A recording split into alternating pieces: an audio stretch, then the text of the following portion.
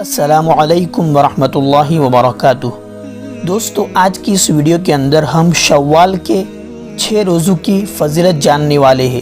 رمضان ختم ہو چکا، رمضان کے اندر ہم نے 29 یا 30 روزے رکھے ہیں، لیکن اس کے بعد اگر 6 روزے شوال کے اگر رکھ لوں گے تو کیا فضیلت بڑھ جائے گی، آج کی اس ویڈیو کے اندر آپ جانو گے۔ ویڈیو پسند آئے تو شیئر کرنا مت بھولئے، چینل کو سبسکرائب نہیں کیا تو ابھی کر لے، ہماری چینل اسلامک بینر کو۔ تو چلیے آج کا ویڈیو شروع کرتے ہیں۔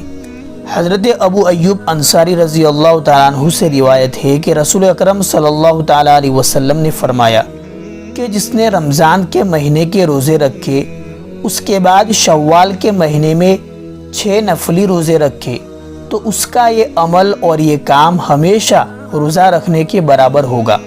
رمضان کا مہینہ اگر 29 ہی دن کا ہو تب بھی اللہ تعالیٰ اپنے کرم سے 30 روزوں کا ثواب دیتے ہیں، اور شوال کے 6 نفلی روزے شامل کرنے کے بعد روزوں کی ٹوٹل کاؤنٹ اور تعداد 36 ہو جاتی ہے، اور اللہ تعالیٰ کے کریمانہ قانون الحسنۃ بعشر امثالھا، یعنی ایک نیکی کا ثواب 10 گنا، اس کے مطابق 10 گنا 360 ہو جاتا ہے، اور پورے سال کے دن 360 سے کم ہی ہوتے ہیں۔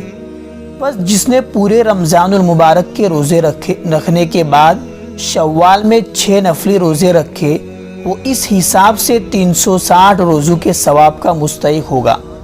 بس اجر و ثواب کے لحاظ سے یہ ایسا ہی ہوا جیسے کوئی بندہ سال کے 360 دن برابر اور لگاتار روزے رکھتا رہے۔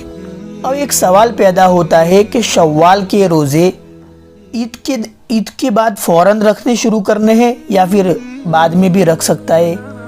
تو اس کا جواب ہے، بعض لوگ یہ سمجھتے ہیں کہ شوال کے 6 روزے جو ہے وہ عید کے اگلے ہی دن سے شروع کر دے، یعنی عید جیسے ہی ختم ہوئی دوسرے دن سے اس کا روزہ شروع کر لے، تب تو وہ ثواب ملتا ہے، ورنہ ثواب نہیں ملے گا، ایسا لوگ سمجھتے ہیں۔ دوستو، ایسی بات نہیں ہے۔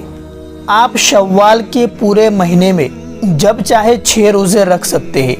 عید کے بعد سے شروع کرے، 1 رکھے، پھر سے 2-3 دن نہ رکھے، پھر سے 1 رکھے، پھر 2-3 دن کے بعد 1 رکھے، اس طرح کرتے کرتے 6 روزے پورے شوال کے مہینے کے اندر آپ ختم کرتے ہو، تب بھی آپ اس کے ثواب کے اور اس حدیث کے مستحق بن جاؤں گے۔